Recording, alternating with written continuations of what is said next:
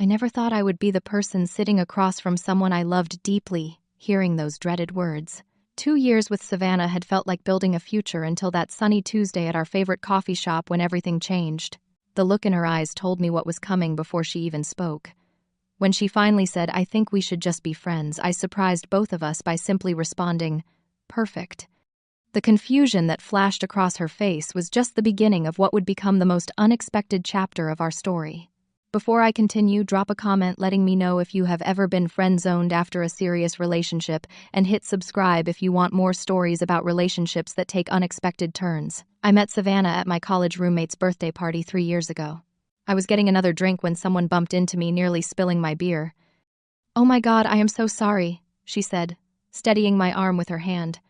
I turned around and saw the most stunning woman with wavy brown hair and green eyes that seemed to catch all the light in the room. "No harm done," I replied, extending my hand. "I am Ethan." "Savannah," she smiled, shaking my hand a second too long. "Are you a friend of Taylor?" We spent the rest of the night talking in a corner, discovering we both loved the same obscure indie band and had hiked the same remote trail in Washington state. By the end of the night, I had her number and a first date planned for that weekend. Our first date was at a small art gallery featuring local photographers. She worked in marketing but had a passion for photography. I watched her face light up as she analyzed each composition, occasionally grabbing my arm to point out something particularly impressive. "This one makes me feel like I am right there in that moment," she said, pointing to a black and white landscape. "That is what great art should do, you know. Transport you." I was already being transported, but not by the photographs. Our relationship progressed quickly after that. Weekend trips to the coast, cooking dinner together while dancing around my small kitchen, staying up until 3 in the morning, talking about everything from childhood memories to our biggest fears. "I have never felt this comfortable with anyone," she told me one night as we lay under the stars on my apartment rooftop. "It scares me sometimes."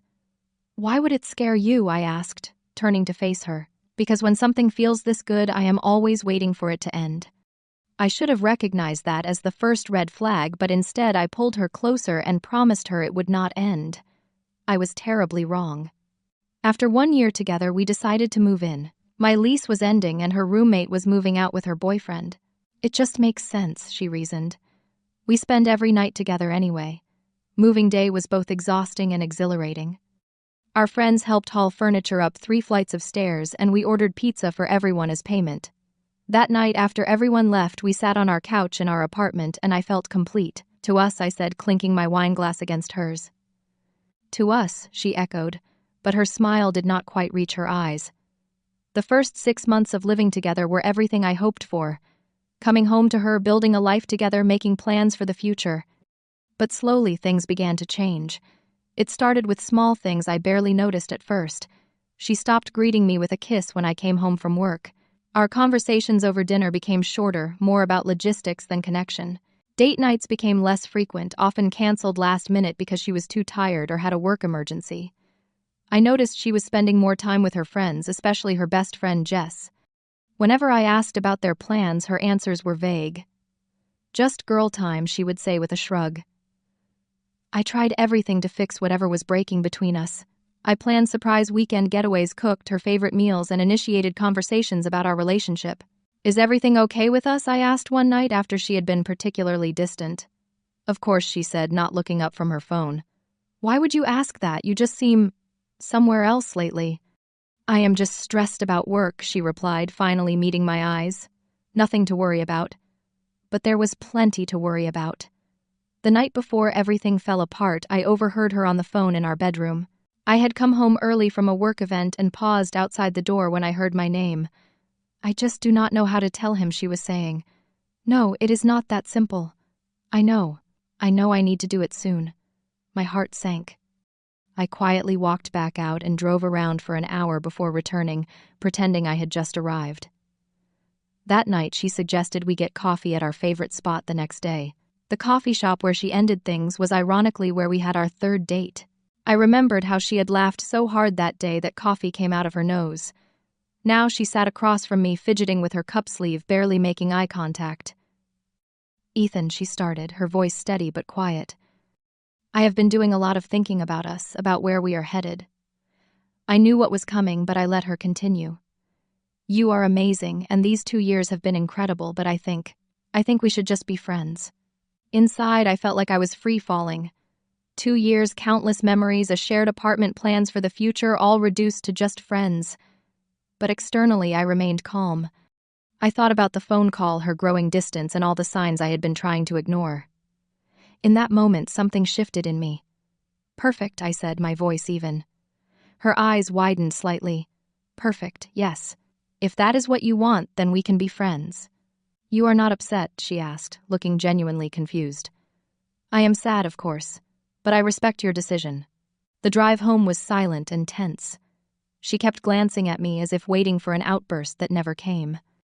When we got home, I simply said I would start looking for a new place and asked about how she wanted to handle our shared belongings.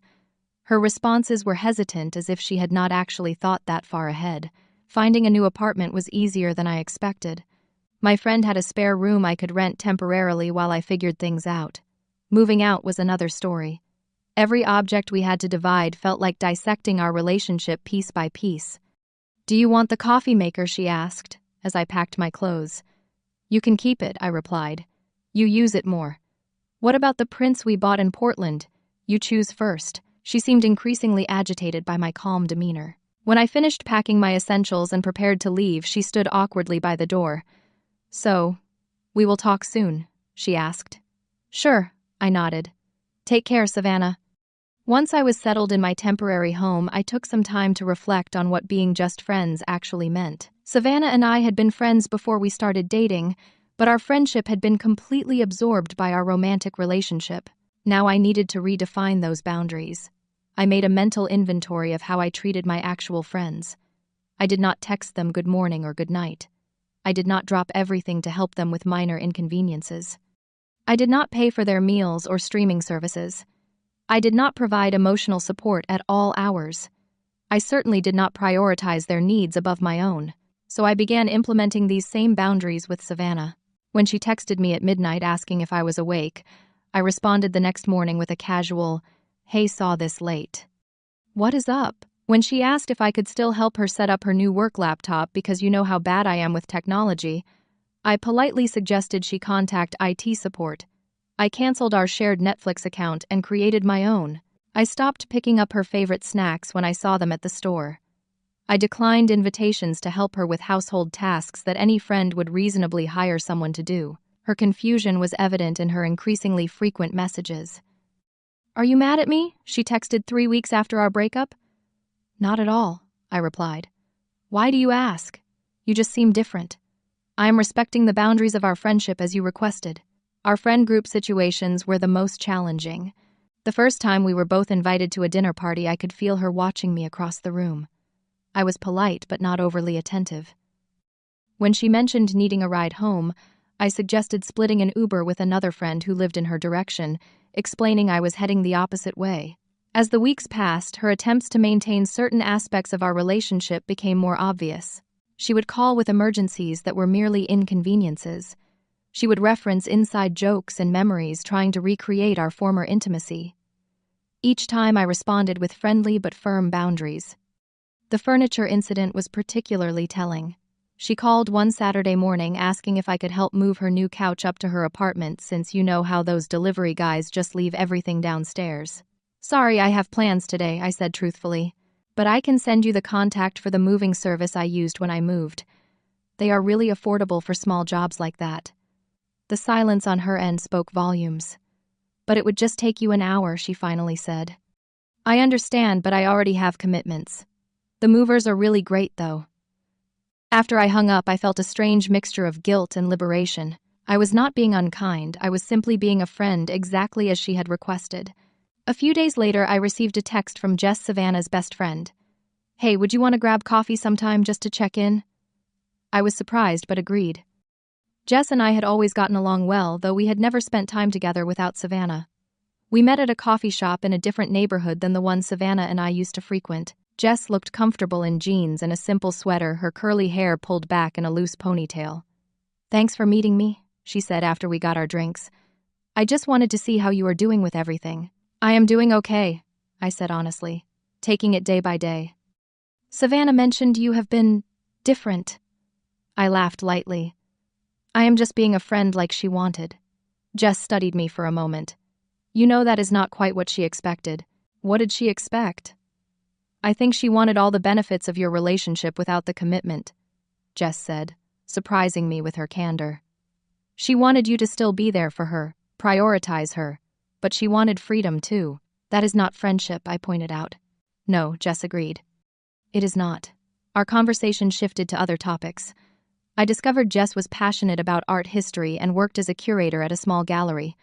We talked about books, hiking trails, and our shared love of cooking. By the end of our coffee, I had nearly forgotten the original reason for our meeting. This was nice, I said as we prepared to leave. Thanks for checking in on me. Actually, I enjoyed it too, she smiled. Maybe we could do it again sometime. Over the next few weeks, Jess and I met several more times.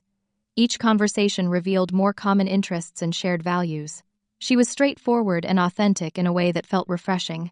I found myself looking forward to our meetings and our text conversations throughout the day. During one of our dinners, Jess revealed something that confirmed my suspicions about the breakup. There is something you should know, she said, looking uncomfortable. Savannah was emotionally involved with someone from her work before your breakup. Nothing physical happened.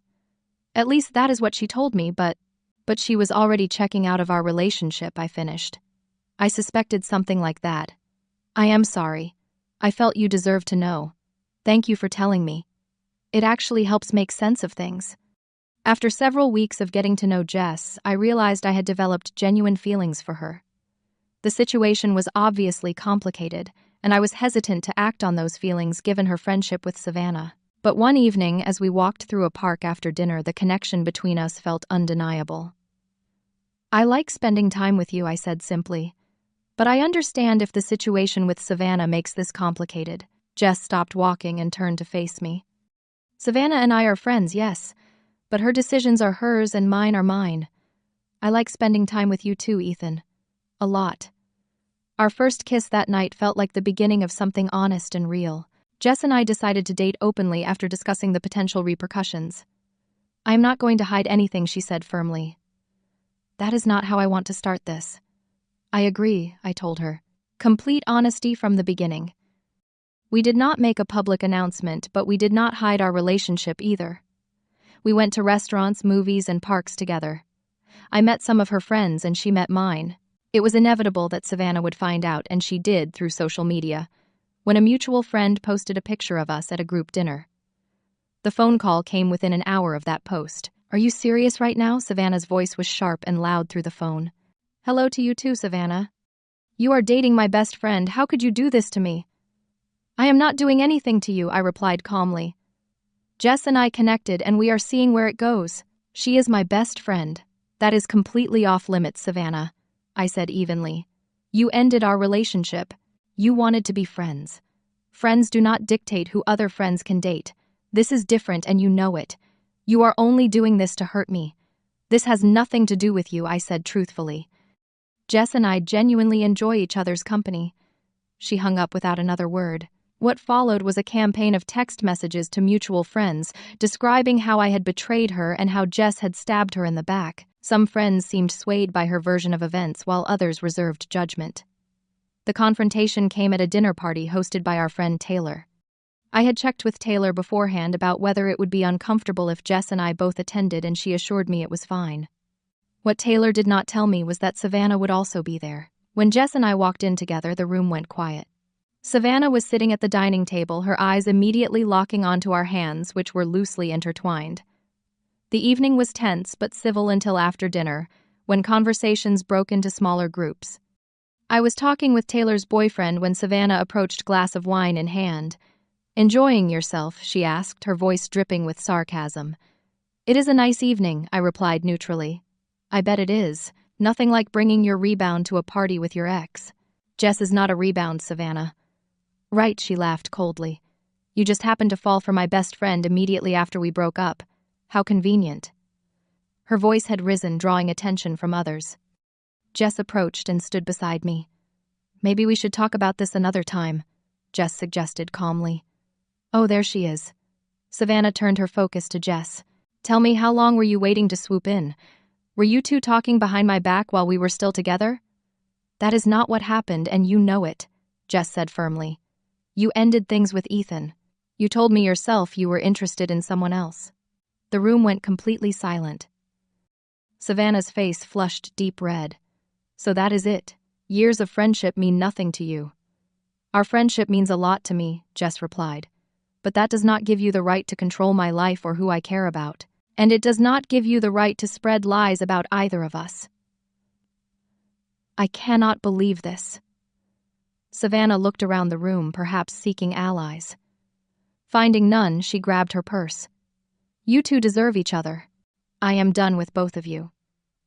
She stormed out, slamming the door behind her. The awkward silence that followed was finally broken by Taylor suggesting we have dessert. The party gradually resumed, though the energy had shifted considerably. Later that night, I asked Jess if she regretted coming. Not at all, she said. It would have happened eventually, and honestly, it needed to happen. I lay awake that night wondering if I had made a series of mistakes. Was I dating Jess to get back at Savannah? Had I been too harsh with my boundaries? Was I the villain in this story after all? But as I reflected honestly, I knew that my feelings for Jess were genuine and my boundaries with Savannah were healthy. Sometimes doing the right thing for yourself feels wrong because you have been conditioned to put others first. That night I promised myself I would stop second-guessing my right to happiness. 6 months passed quickly. Jess and I had settled into a relationship that felt natural and supportive. We had our challenges like any couple, but we faced them with open communication and mutual respect. The shadow of how we began gradually faded as we built our own story together. My apartment now held traces of her, a painting she loved on my wall, her favorite tea in my cupboard. Little by little, we were creating a shared life this time, built on a foundation of genuine friendship first. The friend group had largely moved past the drama, though some relationships were permanently altered. A few friends had taken firm sides with Savannah, but most had eventually come to see that relationships are complex and not always black and white. I was picking up groceries on a Sunday afternoon when I turned a corner and nearly collided with a shopping cart. Sorry, I started to say, then recognized Savannah behind the cart. She looked different, her hair shorter, her expression more subdued. For a moment we both just stood there, the surprise of the encounter rendering us momentarily speechless. Hi, she finally said. Hi, I echoed. How have you been? Okay. Better, actually. She shifted her weight slightly. You? Good. Really good. An awkward silence fell between us. I noticed she was looking at me differently without the anger that had characterized our last encounter. I have been doing a lot of thinking, she said unexpectedly, about how everything went down. I nodded but did not speak. I did not really understand what just friends meant, she continued. Or maybe I did, but I did not want it to mean that with you. What did you want it to mean? I asked, genuinely curious. I wanted, she paused, seeming to search for the right words. I wanted the security of having you there while I figured out what I really wanted. It was selfish. It was I agreed, but without malice.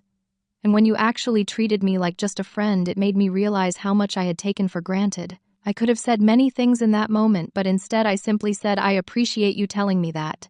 Are you and Jess still together? She asked. Yes, we are.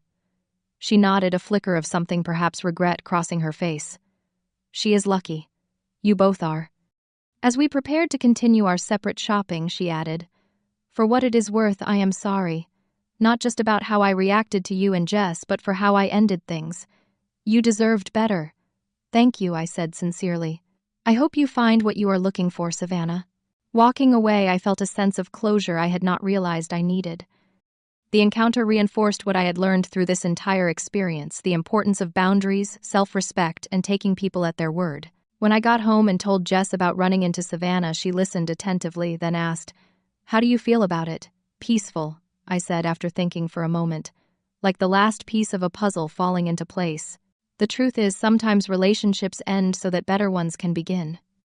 Sometimes the painful process of enforcing boundaries leads to finding someone who respects them naturally. And sometimes hearing, "Let us just be friends," is the beginning of discovering what true partnership actually looks like. When someone tells you who they are or what they want, the best thing you can do is believe them. The most important question is not what they want from you, but what you deserve and are willing to accept. Because how you allow others to treat you sets the standard for every relationship in your life. Have you ever had to set boundaries with someone who wanted the benefits of a relationship without the commitment? Leave a comment below sharing your experience, and if this story resonated with you, please hit that like button and subscribe for more real-life relationship stories. Share this with someone who might need a reminder about the power of self-respect and boundaries. Thank you for listening, and remember that sometimes the most loving thing you can do both for yourself and others is to take them at their word.